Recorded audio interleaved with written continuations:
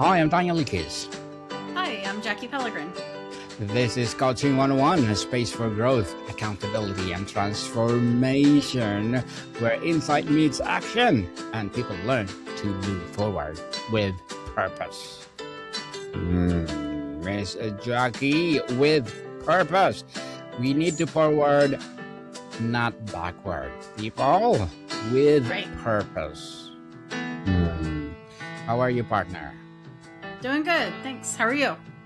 Well, fabulous, and excellent.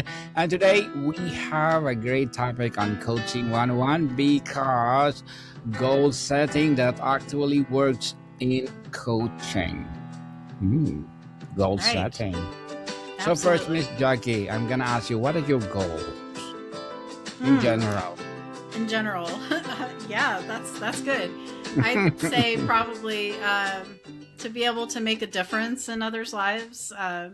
Some of them are a little bit vague. They're more abstract, keep the podcast going and just keep reaching people and use my skills and my talents in the best way possible. So yeah, I would say those are, but I think one of the things that I think is good is we want to move beyond those vague goals that maybe aren't smart goals, but move to goals that create momentum in people.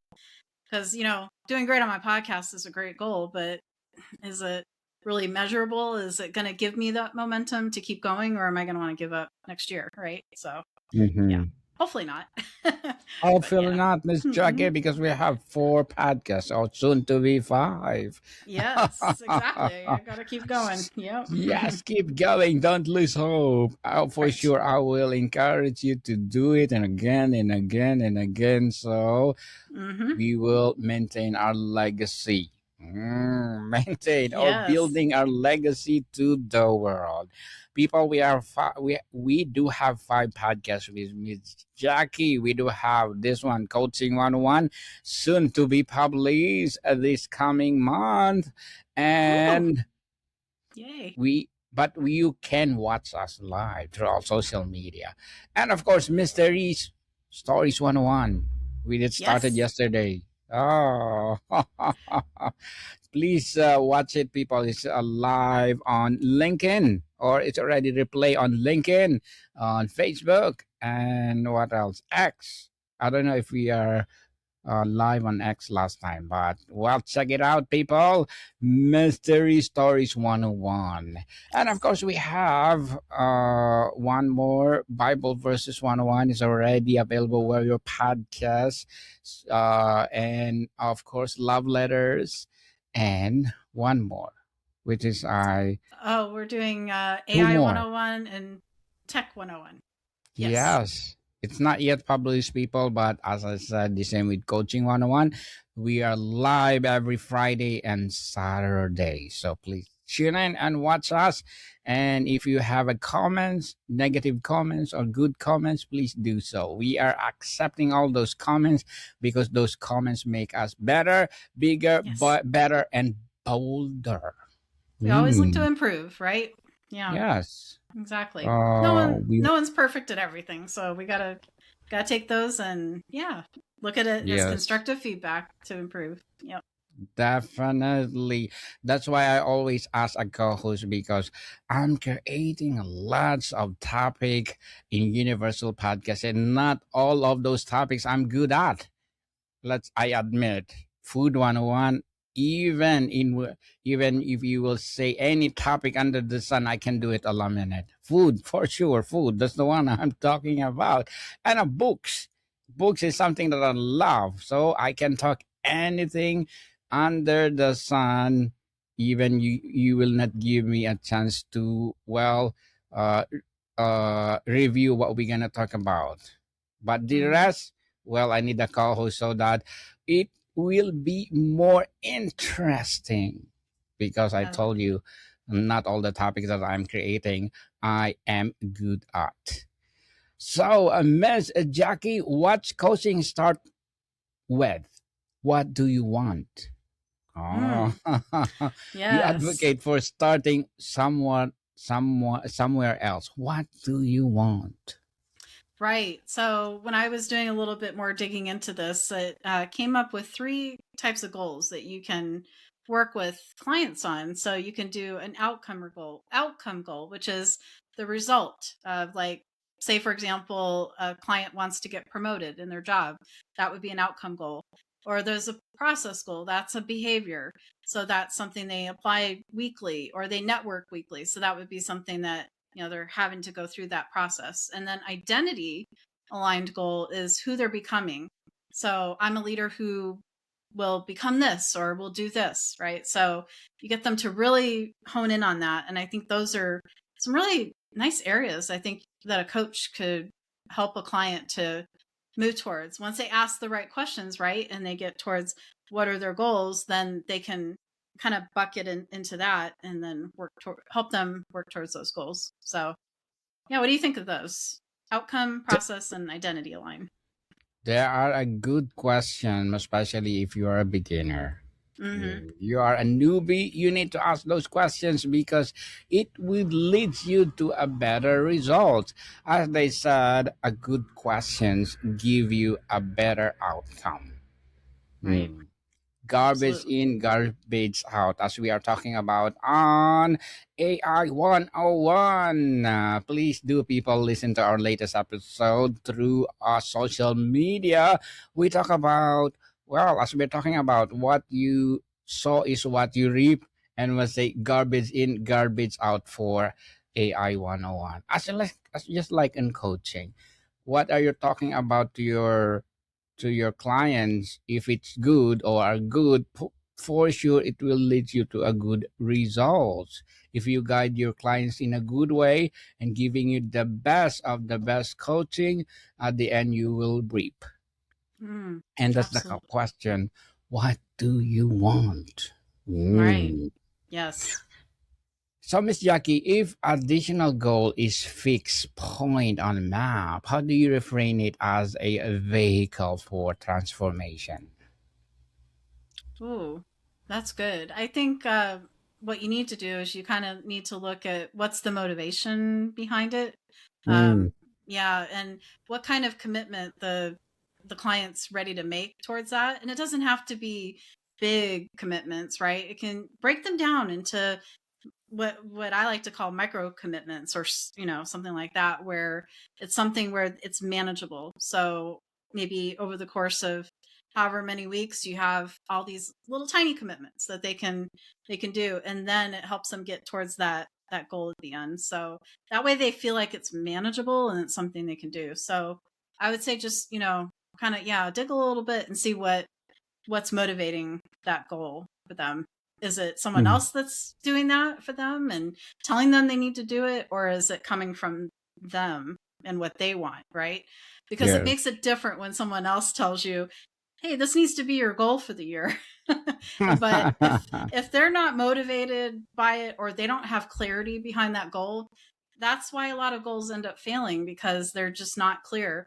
There's this format, I don't know if you're familiar with it, Daniel. It's called this, and it's used in business, it's used in education, even in my position too. It's called SMART goals, and it's an acronym. So the SMART is specific, measurable, actionable, relate oh gosh, relatable, and time bound. I think I got it right.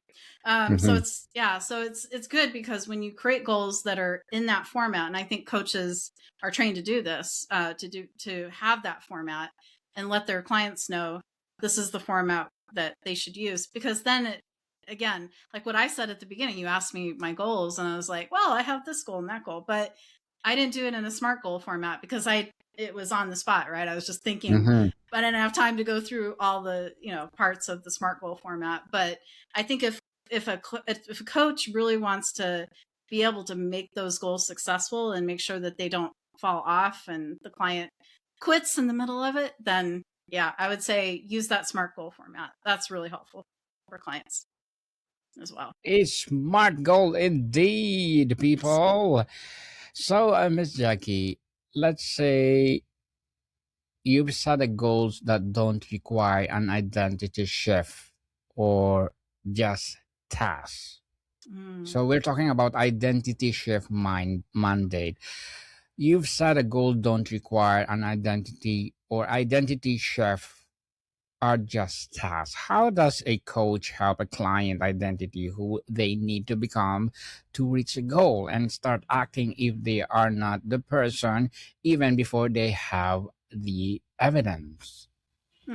That's really good.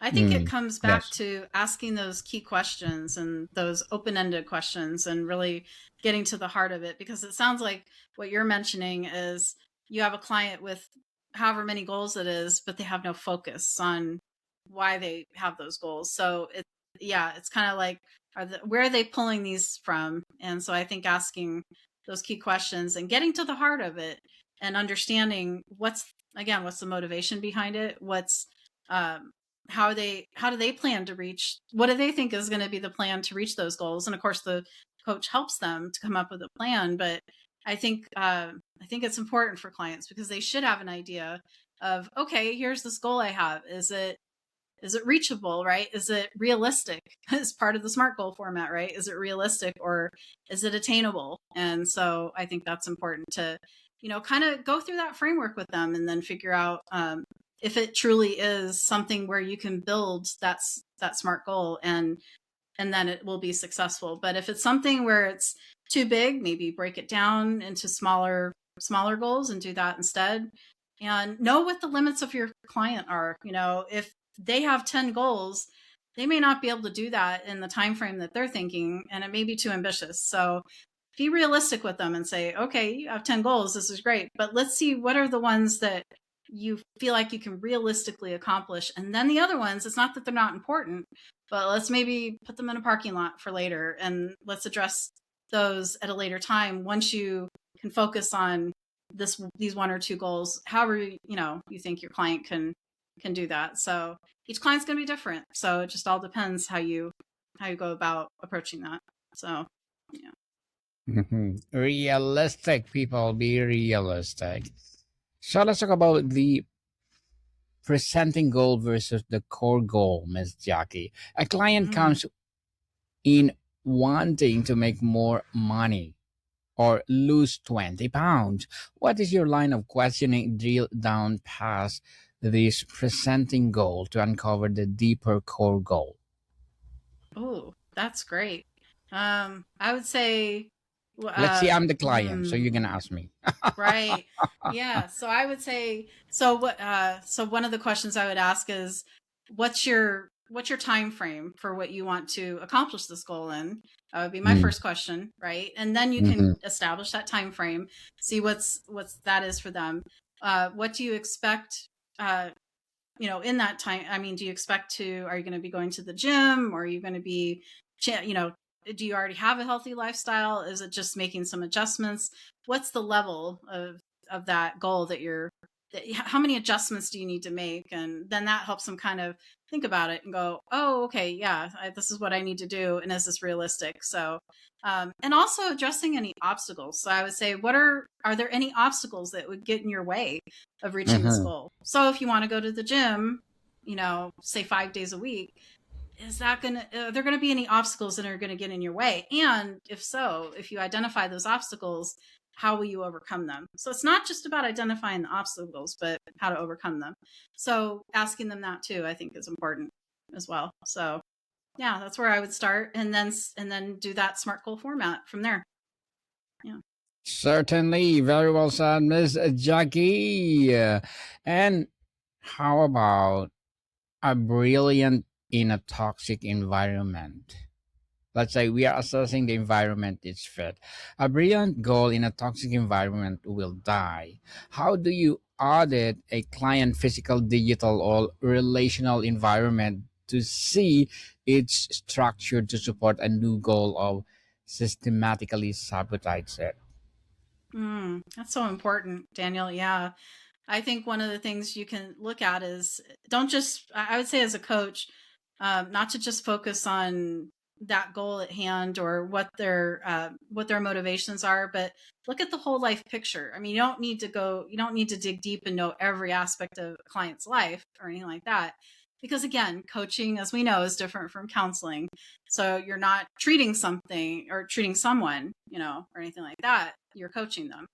But I think it's so important to know where things come. What's the season of life that the client is in? That's going to be important, because if they're setting goals, or they want to set goals that don't match the season of their life, that's something that can misalign, and it can cause frustration, not only for the client, but then the coach as well. Because then, I mean, is the coach going to feel like, okay, I'm failing my client. What am I doing wrong? Right. And so then they can start to feel like they're spinning their wheels and they're not getting anywhere. And so I think that's one thing.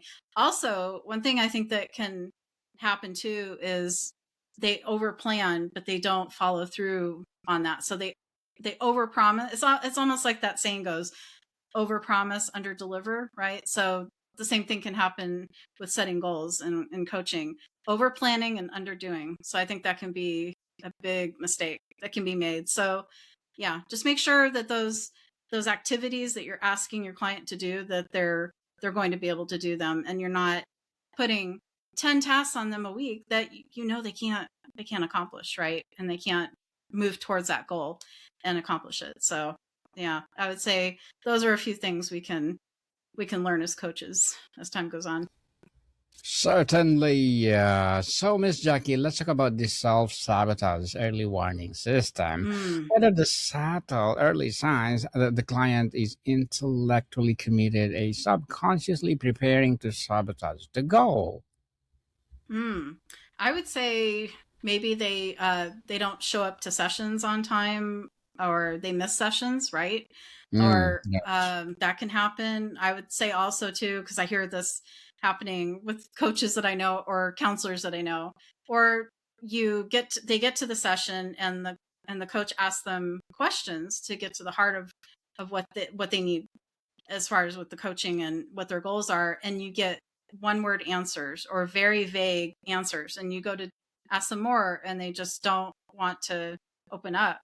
And maybe you've been coaching them a couple of times, and so it's not that they don't know you as their coach, and you've already established that rapport with them, but maybe it's, yeah.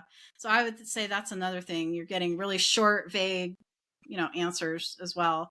And then I would say too that they're not moving forward at all. So it's kind of like they're stuck in that in in that area where they're not going anywhere. They're just, yeah. So I would say try to uncover that, see what's happening, and why they're getting stuck somewhere, and then hopefully you can uncover what the real root of that is, because it could be something else going on in their life that is causing that. It could be a family, type of relational situation. It could be something going on at work, because we know that our lives are intertwined so much. So if one area is affected, then it could bleed over into another area. So just kind of find out, and just ask some questions without making them feel like they are doing something wrong, or they're not doing something that they shouldn't be doing, but just kind of find out in a way that helps them still feel empowered about it. So I think that's an important aspect too.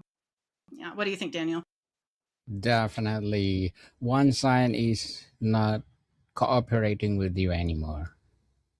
Even you have a session already and giving you the task, but he's not doing it or she's not doing it.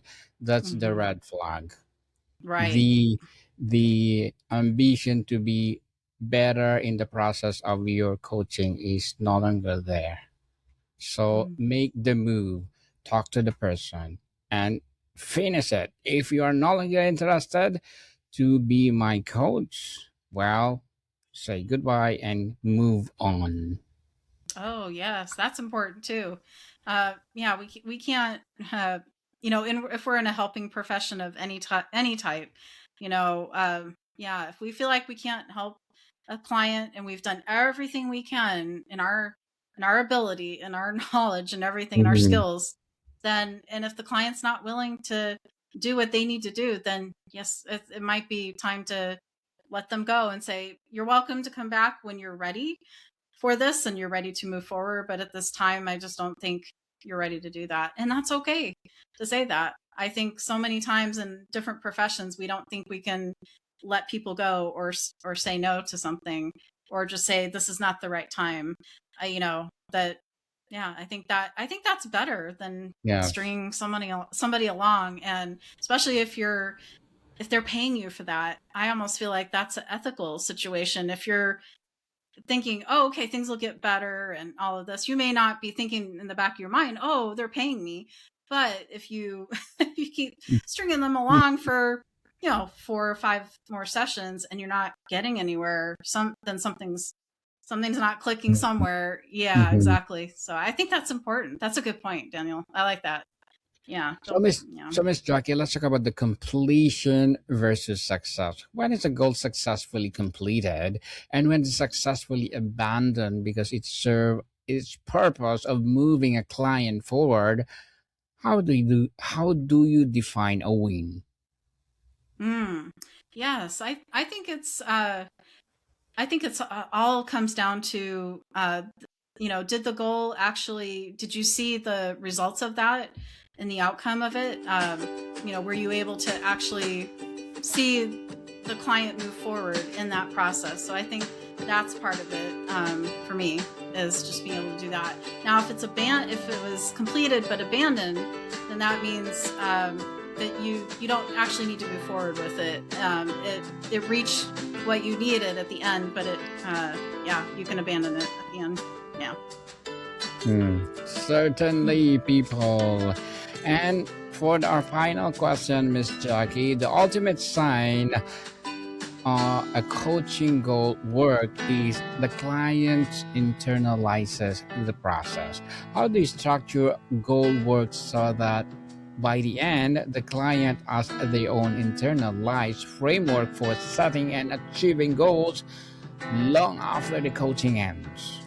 Mm, I think that's really good. I think one thing you could do is you could give them, I don't like to call it homework, but maybe you could give them 2 or 3 things that they can do after the session, and then come back to you at the following session, and then they come with either answers to those questions or something that they do, and so that way it is truly a two-way type of relationship, and it's not just the coach doing all of that, but it's also the client, and I think that empowers your clients even more to do the work.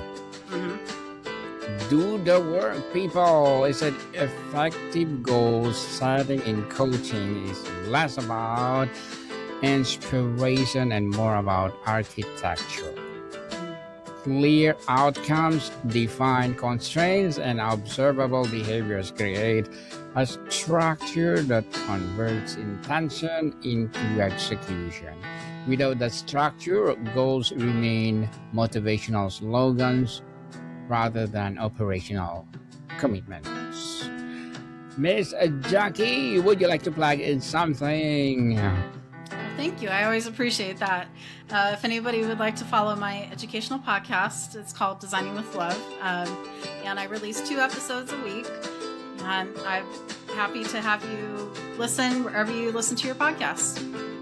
Yes, people, let's support Miss Jackie Pellegrin because if you support her, for sure, more and more empowering episodes of the podcast is live will be well published. Designing with Love, wherever you listen your podcast, and of course, our 5 podcasts together: Coaching 101, AI 101, Tech 101, Bible Verses 101.